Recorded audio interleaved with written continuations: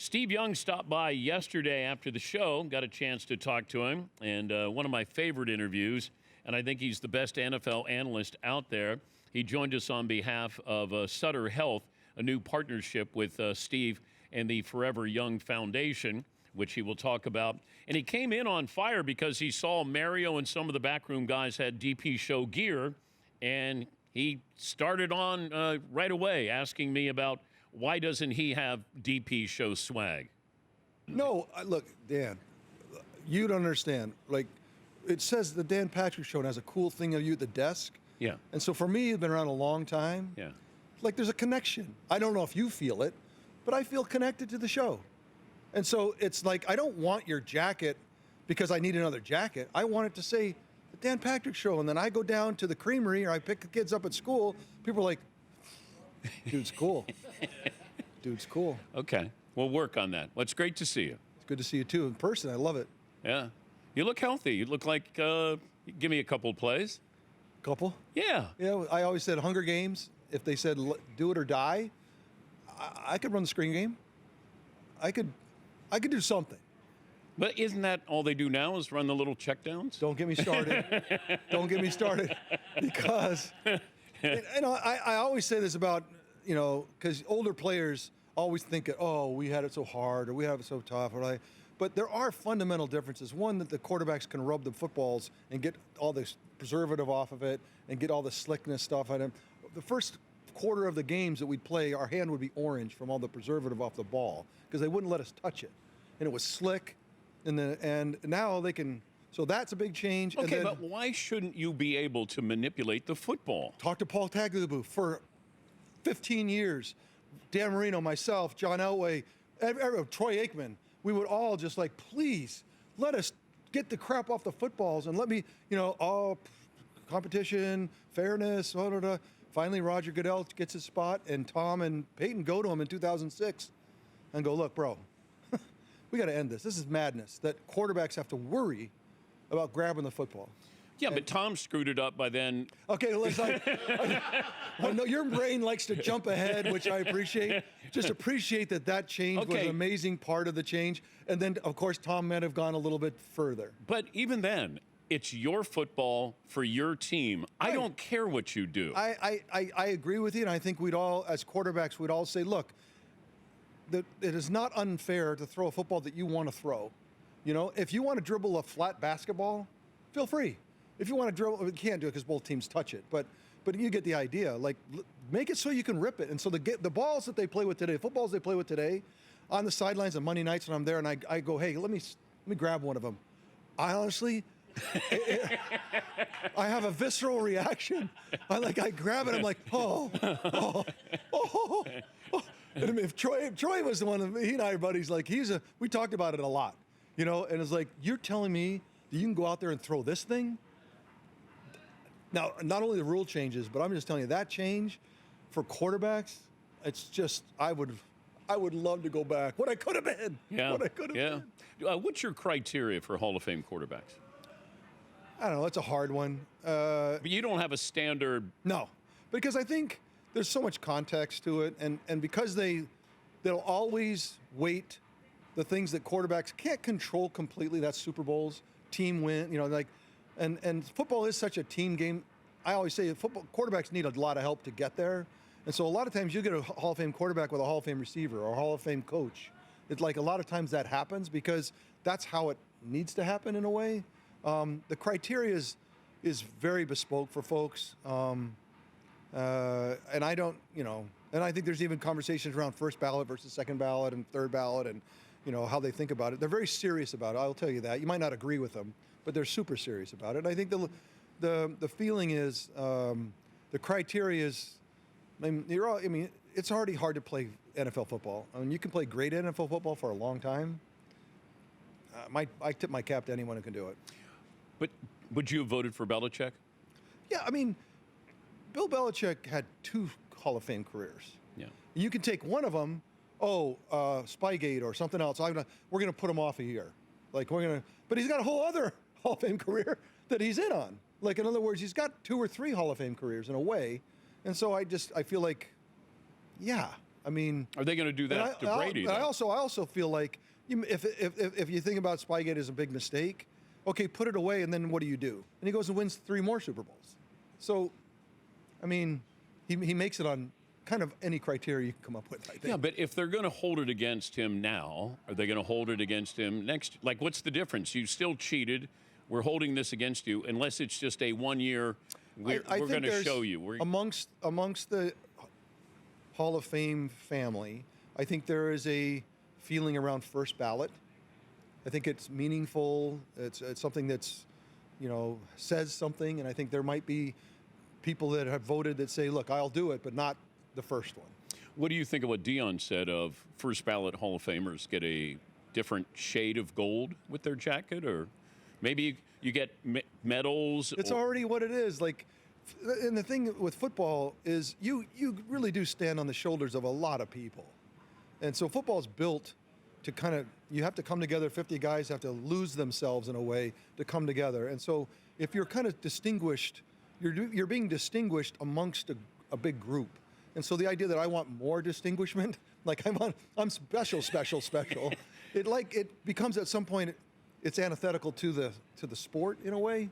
It's I think we got to be careful just because there are, excellence is excellence, but it still is football. We stand on the backs of a lot of people. Who was more athletic, or maybe, I don't want to say took your breath away? Here we go in the bar now. Okay, we're going to go to a fight. Wait, why are you so irascible today? Because I know where you're going. Go. What's that? No, you tell me what I'm going to. Somebody who was really athletic and kind of made you go, wow. Oh. If I said, okay. No, now the journalist showed up here, going to ask a question. I'm interested now. Bo Jackson or Deion Sanders? Well, again, the appreciation as an art form, you'd have to appreciate them in their uniqueness and context because they're not one-to-one. I mean, Deion had speed that was faster than any human I've ever. Now, like, I'm sure there's Olympic sprinters, but on a football field with a helmet on, which is very different, there was speed that I had to, for a little while, I couldn't throw at him because he would do things that belied my eye. You play NFL quarterback, you get a keen sense of what an athlete can do, what a defender can do, and you know how to, you've seen the throws in slow motion when it just misses the fingertips, but we get really good at it. And when somebody is out, like outer space, able to do things that don't make sense to your eye, you got to take a minute. And that's what I did with him. I was like, I'm going to take some time with him because I can't gauge what he's doing. It defies my eye. And he's the one guy that I can say that did that. Now, Bo, I mean, honestly, when I've been with elite athletes in different sports, when we gather, there's certain things that come together, whether it's ESPYs or, there's places where it happens. When Bo walks in, everybody kind of, you can just feel it. Bo is in a unique class of athletes that makes people just go, and Bo's a good friend. So, I mean, you talk about irascible. My man Bo, do not get in his way. Funny dude, and I love him, but yeah, he's all that. But as far as the two of them, they're amazing, but they're different because Bo could do the power. You watch his first at bat when he grounds to second and beats it out. Yeah. Then he hits 2 home runs he breaks the bat over his, leg. Just both of them are a little worldly. You'd want Bo for all the power and Deion for the speed. Bo's coming by in a couple of days. Tell him hello. He's a great friend. I hope he says that. I hate Steve. Steve Young pisses me off. He's the Super Bowl champion quarterback for the Niners. Hall of Famer joining us on behalf of Forever Young Foundation. That's me, yeah. Yeah, what are you doing? Well, Sutter Health in the Bay Area, I'm always about prevention. My wife is very health conscious, and our healthcare model is kind of break fix. Like, hey, when you're sick, we got something for you. But how do we keep you from getting sick? And so Sutter Health has come to me and said, we want this next generation of kids, we want prevention. We want to get them out. We want to get them off their phone. We want to get them out. And because I'm a flag football guru now, you didn't know that, especially for girls, we've got a real effort to develop girls flag football in the Bay Area, and that's what we're doing. And Sutter Health, I mean, I'm pitching them because they're doing good stuff in the community, and I like that, and I really appreciate them. We had one on Saturday, a cool girls flag football camp, and the girls, when they understand the game at its core, at its root, is timing, tactics, and detail. They're like, oh, I get that now. Where boys are like, I get that maybe tomorrow, maybe the next day. And so in that way, I can't wait for girls to play flag, because every time they are exposed to it, again, I use the word visceral, they feel the game. They feel what it's about, and they can't wait to play it. And so I'm all about getting that opportunity. I appreciate Sutter getting in the middle of it with me. They have the more power. I'm one guy. They have a lot of power to make that happen, so I'm excited about it. When did the Pro Bowl lose its luster? The Pro Bowl lost its luster when I took the biggest beatings I've ever taken in my football career were at the Pro Bowl. No, you laugh because that makes no sense. Why would the biggest beating?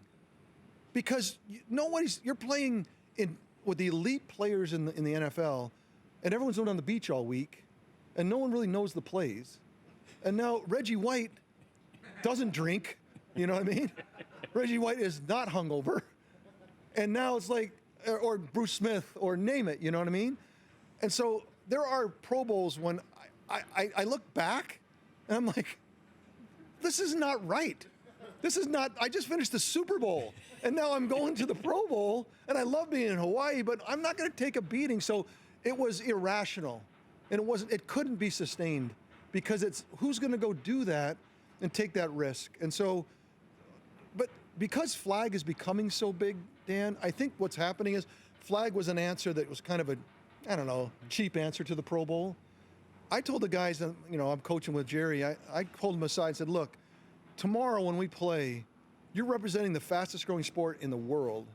People are playing it because it's accessible and it's unique. And if you guys play like it's just a, football, light football light, it's not the truth.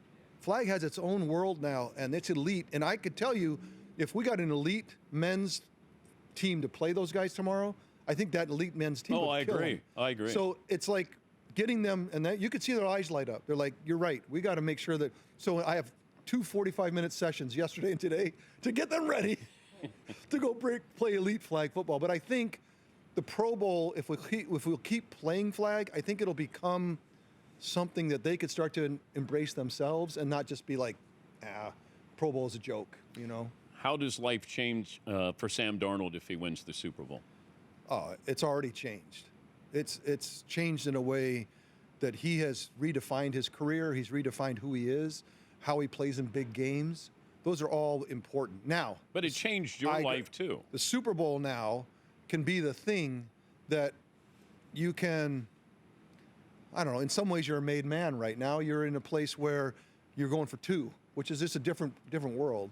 And so for Sam Darnold, this is huge. And I think playing well, because it is the biggest game, and Sam was we all, Peyton Manning, Tom Brady, myself, Dan Marino, it doesn't matter where you start, there's all years of filters and hurdles. And every time you jump one, they're like, well, what about this? Oh, well, he hasn't done that. And so you just spend your whole career trying to just run everything over. And so Sam's had to do the same thing, but further away, because he started with the Jets. That's brutal. He went to Carolina when it was a bad spot for quarterbacks, got to Kyle Shanahan, saw the sun come out. Now we're going to see who is Sam Darnold? Is he really that good? And if he plays well in the Super Bowl, I think that not only redefines his career because he's already done that, I think it puts him in an elite state. And now, next 10 years, does he win 2? Sam Darnold could be that guy, and I think that's kind of cool for him. He'd be on scholarship. But I look at Drake May like I do Dan Marino. Was like, okay. Young, yeah. If he doesn't get it, he'll be back.